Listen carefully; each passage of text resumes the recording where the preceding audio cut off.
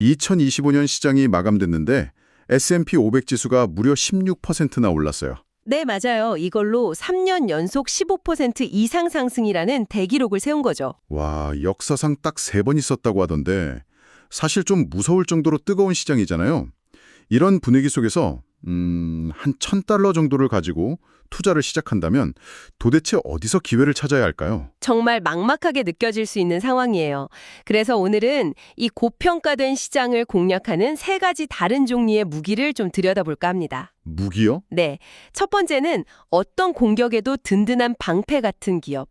두 번째는 큰 상처를 입었지만 그래서 더 강력한 한 방을 노리는 반격의 창. 오, 그리고 마지막은 이 방패와 창을 모두 갖춘 하이브리드형 무기에 해당하는 기업이죠. 야, 비유가 아주 흥미로운데요. 단순한 종목 나열이 아니라 각기 다른 전략을 비교해보는 시간이 되겠네요. 여러분의 투자 스타일은 이 셋 중 어디에 가까울지 한번 생각해 보시면서 들으면 정말 재미있을 것 같아요. 좋습니다. 그럼 첫 번째 무기, 묵직한 방패부터 한번 꺼내볼까요? 첫 번째는 통신 대기업 바로 AT&T입니다. AT&T요? 사실 요즘 같은 고성장 기술주 시대에 웬 통신주인가 싶기도 한데요. 바로 그래서 방패라는 표현이 어울려요. 뭐 화려한 공격력은 없지만 예측 가능한 현금 흐름과 높은 배당이라는 아주 든든함이 있거든요. 그렇죠. 시장이 좀 불안할수록 월급처럼 꼬박꼬박 들어오는 배당의 매력이 커지니까요. 그런데 AT&T 하면 뭔가 성장이 멈춘 오래된 기업이라는 이미지가 강한데 이 방패가 그냥 버티기만 하는 게 아니라 뭔가 다른 움직임도 있나요? 물론이죠. 2가지 확실한 촉매제가 있어요. 첫 번째는 5G 네트워크를 지방으로 계속 확장하면서 핵심 사업에서 아주 느리지만 꾸준히 매출이 늘고 있다는 점이에요. 아, 5G 확장. 근데 사실 더 주목해야 할 건 두 번째, 바로 초고속 인터넷 사업입니다. 아, 그 광섬유 인터넷 말이죠? 네, AT&T가 지난 몇 년간 매 분기마다 최소 20만 명의 순증 광섬유 고객을 유치해왔어요. 잠깐만요. 분기마다 20만 명이요? 네, 매 분기요. 1년이면 80만. 거의 작은 도시 하나만큼의 가입자가 계속 새로 생겨나고 있다는 거잖아요. 이게 그렇게 중요한가요? 어마어마하게 중요하죠. 이게 단순히 인터넷 요금 수입이 늘어난다는 걸 넘어서는 의미가 있거든요. 어떤 의미죠? 광섬유 인터넷은 마진이 굉장히 높고요. 여기에 고객들이 휴대폰까지 결합해서 쓰게 되면 아, 할인 혜택 때문에? 그렇죠. 다른 통신사로 옮겨가기가 아주 어려워져요. 일종의 강력한 잠금 효과가 생기는 거죠. 2025년 9월 마감 분기에 소비자 광섬유 매출이 16.8%나 늘어난 걸 보면 이 전략이 제대로 먹히고 있다는 걸 알 수 있습니다. 와, 16.8%요? 안정적인 현금 흐름에 더해서 고객들을 콱 붙잡아두는 강력한 무기까지 장착하고 있다는 거네요. 맞습니다. 그래도 한 가지 마음에 걸리는 게 AT&T 하면 부채가 많은 회사라는 꼬리표가 항상 따라다녔잖아요. 요즘처럼 금리가 높은 시기에는 이게 큰 약점이 될 수 있지 않나요? 바로 그 약점을 극복해 나가고 있다는 게 핵심 포인트입니다. 아, 정말요? 네, 경영진이 정말 칼을 빼들었어요. 2022년 3월 말에 순부채가 1,690억 달러에 달했는데 2025년 9월 말에는 1,190억 달러 아래로 떨어졌습니다. 500억 달러 가까이 줄인 거죠. 500억 달러요? 웬만한 대기업 하나를 살 수 있는 돈이잖아요. 그 돈을 전부 빚 갚는 데 썼다는 건 이 회사가 얼마나 필사적으로 체질 개선을 하고 있는지 보여주는군요. 이건 뭐 허리띠를 졸라매는 수준이 아니라 아예 다른 회사로 거듭나겠다는 의지가 느껴지는데요. 정확합니다. 미디어 사업부를 매각하면서 얻은 자금으로 재무 구조를 완전히 뚫어 고친 거예요. 그렇군요. 이렇게 확보한 재정적 여유, 그러니까 실탄으로 마진이 더 높은 광섬유 네트워크 확장에 더 공격적으로 투자할 수 있게 된 거고요. 여기에 4.6%라는 배당 수익률은 여전히 매력적이고 주가 수익 비율 PER이 10.8배 수준이에요. PER이라면 회사가 버는 돈에 비해 주가가 얼마나 저렴한지를 보여주는 지표죠. S&P 500 평균의 절반도 안 되는 수준이니까 확실히 가치주, 즉 방패라는 이름이 어울리네요. 그렇죠. 시장의 화려한 주인공은 아니지만 불확실한 시기에는 든든한 버팀목이 되어줄 수 있는 선택지라고 볼 수 있겠습니다. 좋습니다. AT&T가 예측 가능한 현금 흐름이라는 안정성의 모든 걸 건 느낌이라면 이번에 그 정반대편으로 한번 가보죠. 안정성 대신 극적인 반전에 베팅하는 두 번째 무기, 반격의 창. 오늘 어떤 기업인가요? 광고 기술 분야의 거인 더 트레이드 데스크입니다. 더 트레이드 데스크. 이 기업은 2025년에 S&P 500 종목 중에서 최악의 실적을 기록했어요. 주가가 무려 68%나 폭락했죠. 잠깐만요. 68% 폭락이라니 이건 거의 회사가 망해가는 수준의 하락 아닌가요? 시장이 이 회사에 대해 뭔가 심각한 결함이 있다고 판단했다는 강력한 신호일 텐데요. 네, 그렇죠. 단순히 작년에 안 좋았으니 올해는 오를 거라는 막연한 기대감은 아닐 테고요. 우리가 놓치고 있는 다른 큰 악재가 있는 건 아닌가요? 아주 날카로운 지적이세요. 투자자들이 가장 두려워하는 게 바로 그거죠.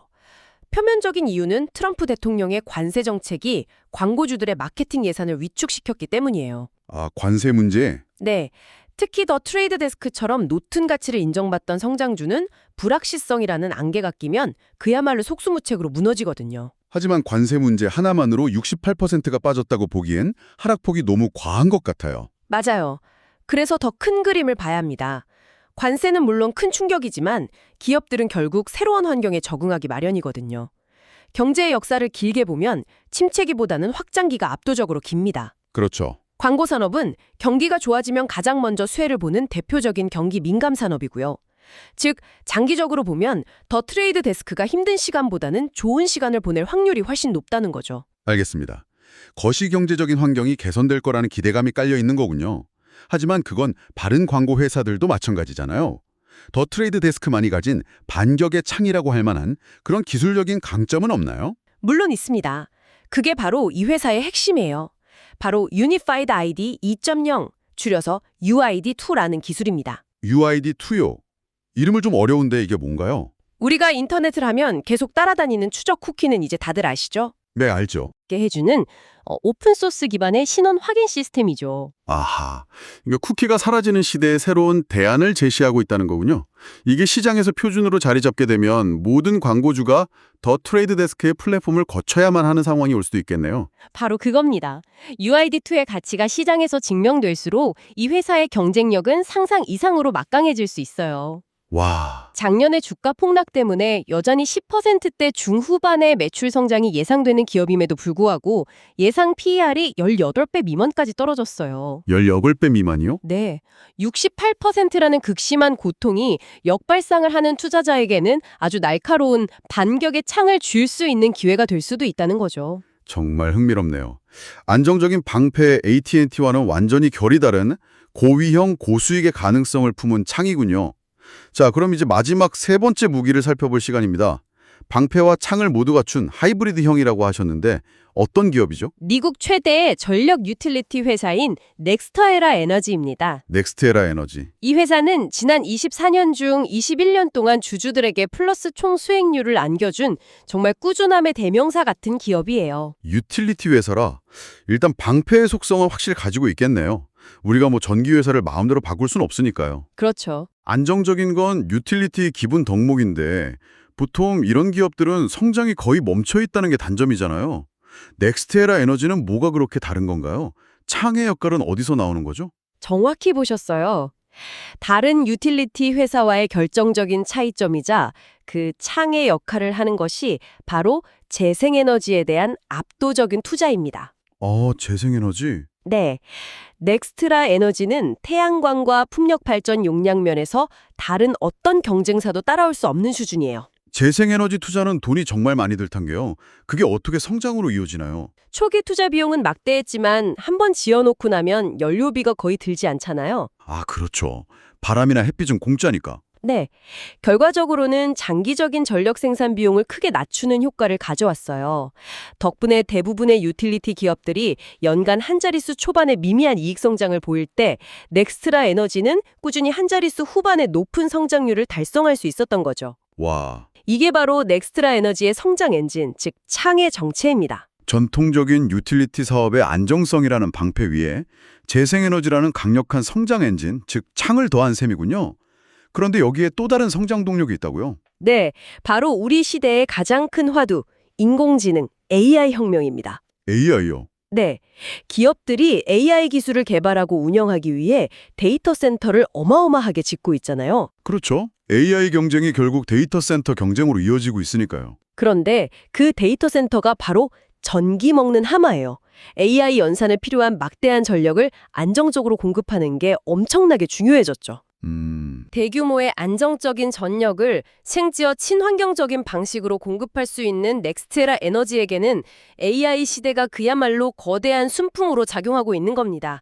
예상치 못했던 또 하나의 날카로운 창이 생긴 셈이죠. 와, AI 시대의 숨은 수혜주라고도 볼 수 있겠네요. 방어력도 좋은데 공격력까지 계속 업그레이드되는 느낌입니다. 맞습니다. 마지막으로 31년 연속으로 배당금을 인상해온 놀라운 기록과 20배 미만의 합리적인 PER은 투자자에게 안정적인 소득과 성장 가치의 균형을 제공하는 아주 매력적인 포인트라고 할 수 있어요. 자, 오늘 이렇게 고평가된 시장을 공략할 세 가지 다른 무기를 모두 살펴봤네요. 묵직하고 안정적인 방패, AT&T. 네, 큰 상처를 딛고 날카로운 반격을 노리는 창, 더 트레이드 데스크. 그렇죠. 그리고 안정적인 방어력과 미래 성장 동력이라는 창을 모두 갖춘 하이브리드, 넥스테라 에너지까지. 정말 각기 다른 철학을 가진 선택지들이었어요. 이 세 기업은 현재 시장을 헤쳐나가는 서로 다른 전략을 보여줍니다. 단순히 어떤 주식이 더 좋냐를 넘어서 당신의 투자 성향은 안정성, 성장 잠재력 혹은 그 둘의 조화 중 어디에 더 마음이 끌리는지를 스스로에게 질문하게 만들죠. 오늘 이야기를 마무리하면서 한번 생각해 보실 만한 질문을 던져드리고 싶어요. 네, 어떤 질문이죠? 2026년 시장을 바라보면서 당신은 어떤 무기를 손에 쥐고 싶으신가요? 어떤 공격에도 버텨낼 수 있는 검증된 기업의 묵직한 방패에 마음이 끌리시나요? 아니면 어려움을 겪고 있는 혁신 기업의 극적인 반격에 더 큰 기대를 거시나요? 아마 이 질문에 대한 당신의 답이 오늘 나눈 이야기의 가장 중요한 핵심일지도 모릅니다.